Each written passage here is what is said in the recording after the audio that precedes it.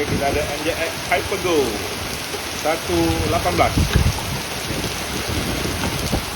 Penadikan brushless combo 40A 118 118. Tak tahu berapa kV. Dikuasai oleh 3S 850 75C. Unbreakable Unbreakable. Ini kategori apa ni? Kategori bashing sampai lebam. Jangan lupa. Battery unbreakable ni. Ya. Harga? Harga boleh dapat 350 hingga 400. Oh.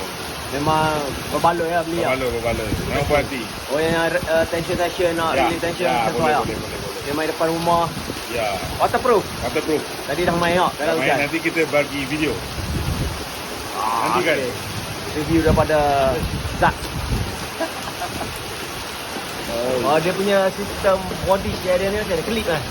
Ya, body macam S-Max. Macam S-Max. Klip dia tu. Oh. Punya remote professional. Screen dia ni kan? Screen dah rosak, blank dah. Kecil lah screen dia. Ni bawa letak dalam kereta. Memang tak akan space kan untuk ni. Okay, terima kasih. Sekian saja review MJX apa? MJX HYPER GO. MJX HYPER GO. Unbreakable. Harga dalam lebih kurang 300 ke 400. Memang berbaloi beli racing ni. Terima kasih jangan lupa untuk like dan subscribe.